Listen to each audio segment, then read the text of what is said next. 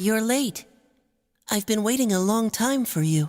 Welcome to MojoPlays, and today we're looking at games that saved studios from going bankrupt and from shutting down completely.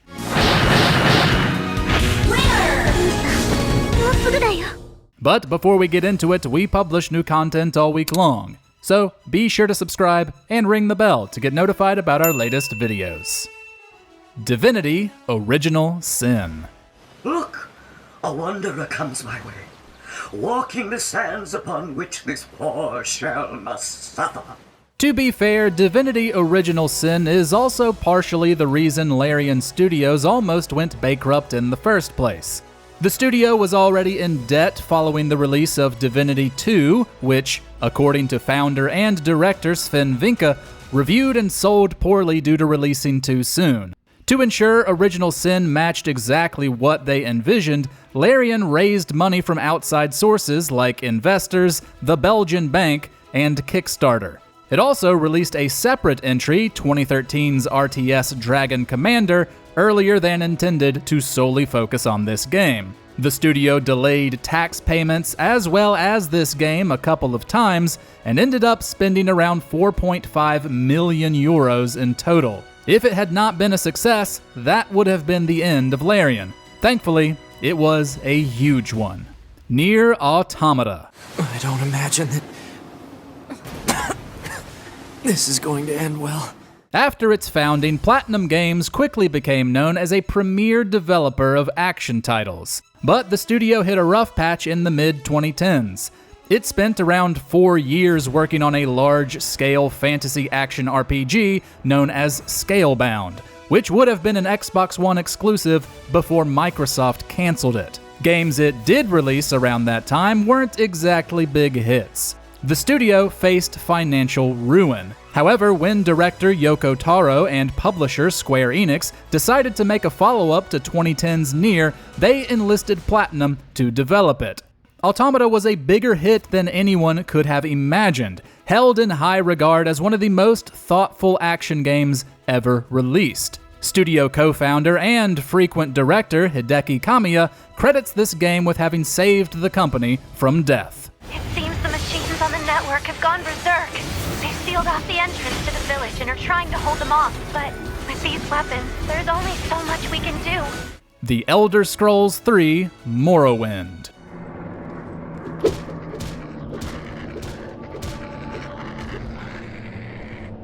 Bethesda is one of the biggest names in gaming, but even it faced down the barrel of bankruptcy. Following the release of The Elder Scrolls II: Daggerfall, a commercially successful but highly buggy entry, the studio released 2 spin-offs using the same code, Battlespire and Redguard, neither of which sold well.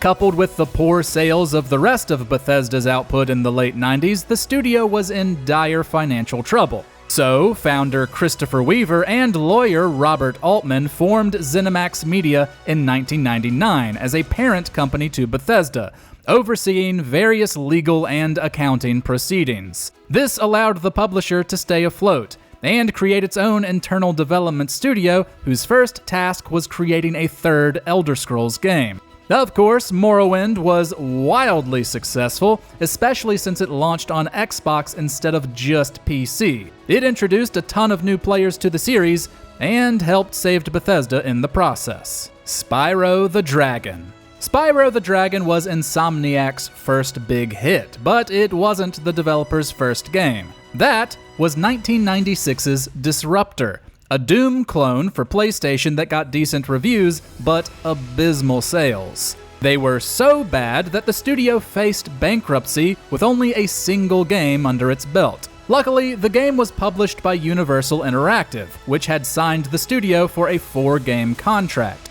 The contract was retained since Universal, namely producer Mark Cerny, believed in the studio's talent. Cerny recommended creating something that had a wider appeal to compete with Nintendo's more family-friendly titles, and the team came up with Spyro. Sony took over publishing duties while Universal remained a producer. The next 2 games in the contract were Spyro sequels, since the first was a slam dunk, and the studio has been a heavy hitter ever since.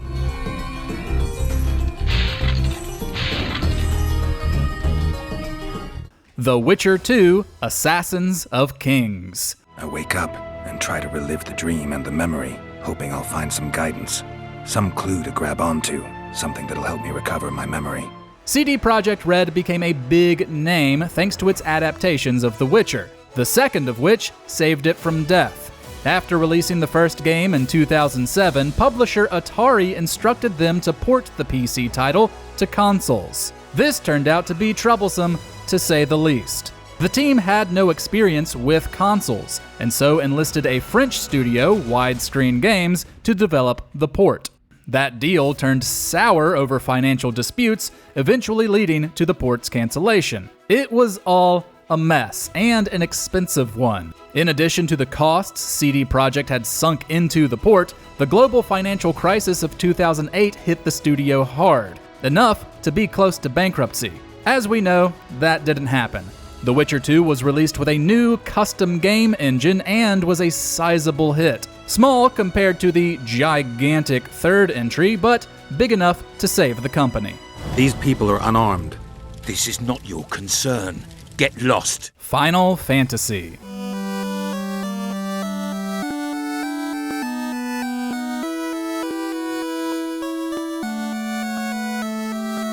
Released in 1987 in Japan and 1990 in North America, Final Fantasy was a major hit for Square. Before that, though, the studio was definitely in trouble, so much so that it was on the brink of bankruptcy. The game's name actually has two meanings. Hironobu Sakaguchi had directed multiple games under Square, but planned to go back to college if his next proved to be another financial dud.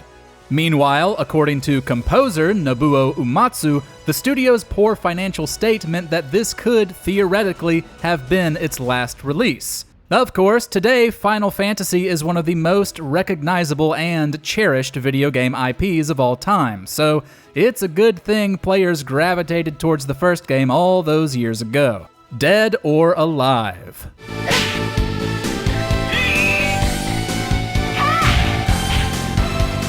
Final Fantasy isn't the only game whose name references the financial troubles of the studio who produced it. In the mid-90s, publisher Tecmo was going through its own ordeal, and was close to bankruptcy. It decided to take a page out of Sega's book, whose Virtua Fighter was big in Japan at the time. Tecmo created an internal development studio with designer Tomonobu Itagaki at its head, which would eventually become Team Ninja. To set it apart from other fighters, Itagaki and his team made it more fast-paced and featured more sensually dressed characters. And he chose Dead or Alive as its name due to how it would make or break Tecmo. The game was a huge hit in both Japan and America, and the Tecmo brand was rescued from certain doom. Mahjong Gakuen. You may not know the name, but we have a strip Mahjong game to thank for the continued existence of Capcom. Despite already having several hits to its name, Capcom faced bankruptcy during the late 80s. At the time, producer Yoshiki Okamoto began programming Mahjong Gakuen in secrecy. But when it was finished, Capcom's then president, Kenzo Shujimoto, refused to release it under the company's name due to its explicitness, which is, admittedly, incredibly tame by today's standards. Yuga published the game instead, which was a smash hit in arcades. In fact, it performed better than the big Capcom game released that year, Ghouls and Ghosts. Although Capcom didn't publish it, the money it brought in for Okamoto, as well as others who worked on the game, helped save the company. Pillars of Eternity. Everybody stays close to the wagons, got it? Stay out of the woods, and beasts take you if you were planning a stroll through those ruins up there. Before the release of Pillars of Eternity, beloved RPG developer Obsidian Entertainment was close to shutting its doors. It had faced several cancellations prior to 2012 and didn't receive bonuses for its work on Fallout New Vegas due to missing Bethesda's required Metacritic score by a single point. There wasn't enough money to fund its next project, and like many others, it faced bankruptcy.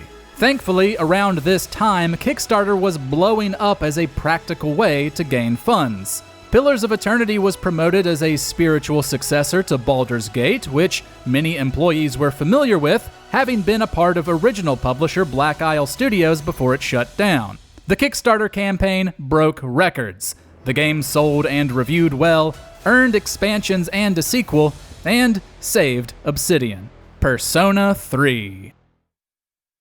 No one can escape time. It delivers us all to the same end. To certain players, Atlus has been a major publisher and developer since the late 80s. But there's no denying that, prior to the release of Persona 3, the studio's output was much more niche. We know this is true because, according to director Katsura Hashino, he was told during development that the game could be Atlus's last. So, in order to keep the studio alive, he set out to make Persona 3 the very best it could be.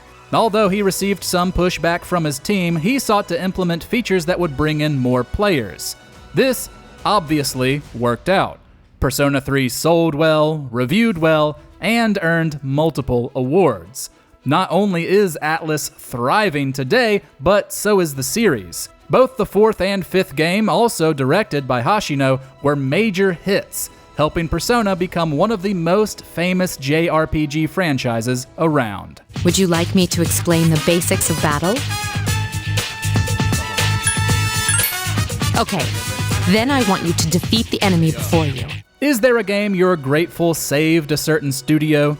Share some positivity in the comments. And if you haven't already, be sure to subscribe to MojoPlays for more great gaming videos every day.